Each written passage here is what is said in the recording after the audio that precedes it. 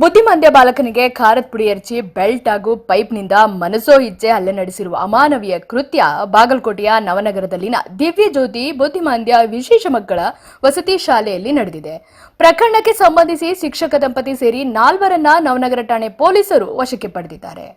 ಬುದ್ಧಿಮಾಂದ್ಯ ಬಾಲಕನ ಮೇಲೆ ವಸತಿ ಶಾಲೆಯ ಮಾಲೀಕ ಹಾಗೂ ಶಿಕ್ಷಕ ಅಕ್ಷಯ್ ಎಂಬಾತ ಹಲ್ಲೆ ನಡೆಸಿದ್ದಾನೆ. ಬುದ್ಧಿಮಾಂದ್ಯ ಬಾಲಕನೊಬ್ಬನನ್ನ ಪ್ಲಾಸ್ಟಿಕ್ ಪೈಪ್ನಿಂದ ರಕ್ತ ಹೆಪ್ಪುಗಟ್ಟುವಂತೆ ಥಳಿಸಲಾಗಿದೆ.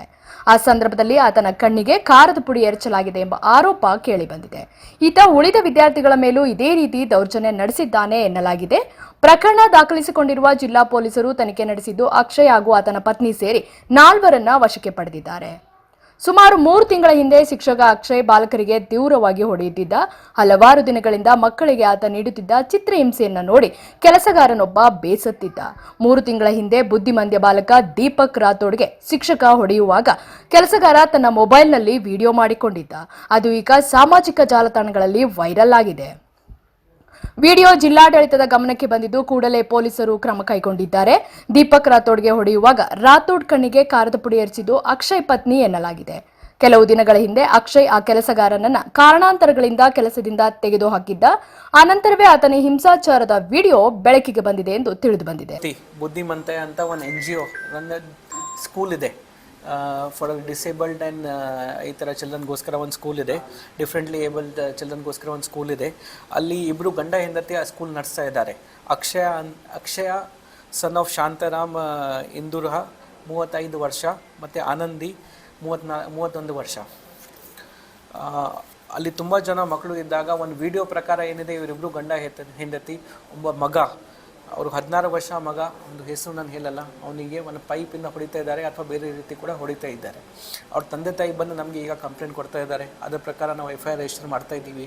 ಈಗಾಗಲೇ ಇವರು ಗಂಡ ಹೆಂಡತಿಗೆ ನಾವು ಸೆಕ್ಯೂರ್ ಮಾಡಿದ್ದೀವಿ. ಅದು ಇಲ್ಲದೆ ಆ ವಿಡಿಯೋ ಪ್ರಕಾರ ಇಬ್ಬರು ಕೂಡ ಅಲ್ಲಿ ಕೆಲಸ ಮಾಡ್ತಾ ಇದ್ರು, ಕೇರ್ ಟೇಕರ್ ಆಗಿ ಕೆಲಸ ಮಾಡ್ತಾ ಇದ್ರು ಅಥವಾ ಬೇರೆ ರೀತಿ ಕೆಲಸ ಮಾಡ್ತಾ ಇದ್ರು. ಶಿಕ್ಷಕ ಅಕ್ಷಯ್ ಹಾಗೂ ಆತನ ಪತ್ನಿ ಆನಂದಿ ಮೂಲತಃ ಮಹಾರಾಷ್ಟ್ರದವರು. ಈ ದಂಪತಿ ಬಾಗಲಕೋಟೆಯ ನವನಗರದಲ್ಲಿ ದಿವ್ಯ ಜ್ಯೋತಿ ಬುದ್ಧಿಮಾಂದ್ಯರ ವಸತಿ ಶಾಲೆ ನಡೆಸುತ್ತಿದ್ದರು. ಇದು NGO ಸಂಸ್ಥೆಯಾಗಿದ್ದು ನೋಂದಣಿ ಸಂದರ್ಭದಲ್ಲಿ ಸರ್ಕಾರಕ್ಕೆ ಶುಲ್ಕ ಕಟ್ಟಲಾಗಿತ್ತು.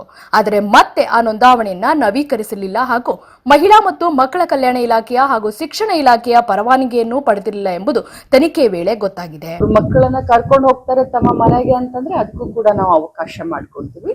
ಜೊತೆಯಲ್ಲಿ ನಮ್ಮ ಸರ್ಕಾರದ ಏನು ರಕ್ಷಣಾ ನಿಲಯಗಳಿರ್ತವೆ ಅಲ್ಲಿ ಮಕ್ಕಳನ್ನ ಕಳಿಸ್ತೀವಿ ಅಂತ ಪಾಲಕರು ಒಪ್ಕೊಂಡ್ರೆ ಅಲ್ಲಿ ಕೂಡ ಆ ಮಕ್ಕಳನ್ನ ತತ್ಕ್ಷಣ ನಾವು ಕರೆದುಕೊಳ್ತೀವಿ. ನೋಡಿ, ಅವರ ಮೇಲೆ ಕ್ರಿಮಿನಲ್ ಮೊಕದ್ದಮನ್ನ ದಾಖಲಿಸ್ಲಿ. ಇನ್ನು ಘಟನೆ ಬೆಳಕಿಗೆ ಬರುತ್ತಿದ್ದಂತೆ ಮಕ್ಕಳ ಪಾಲಕರು ಶಾಲೆ ಮುಂದೆ ಜಮಾಯಿಸಿ ಪ್ರತಿಭಟನೆ ನಡೆಸಿದ್ದು ಶಿಕ್ಷಕನ ವಿರುದ್ಧ ಕಠಿಣ ಕ್ರಮಕ್ಕೆ ಆಗ್ರಹಿಸಿದ್ದಾರೆ. ನಾನು ನೋಡಿಲ್ಲ, ನಾ ಏನಾದ್ರೂ ಅದನ್ನ ಯಾವುದೇ ಮಗು ಅದು ಒಂದೇ ತಾನೆ ಸರ್. ಅಷ್ಟೊಂದು ತಮ್ಮ ಮಗು ಇದ್ದಕ್ಕೆ ಇಲ್ಲಿ ಬಿಟ್ಟಿದ್ ನಾವ್ ಆತರ ಮಗು ಇದ್ದಿದ್ದಕ್ಕೆ ಅವ್ರು ಚೆನ್ನಾಗಿ ನೋಡ್ಕೋಬೇಕ್ತಾನ. ಆಗ್ಲಿಕ್ಕಂದ್ರೆ ಕಳ್ಸ್ಬೇಕಾಗಿತ್ತು, ಈ ತರ ಎಲ್ಲ ಹೊಡಿಬಾರ್ದಾಗಿತ್ತು. ತಪ್ಪು ಅವ್ರದ್ದು.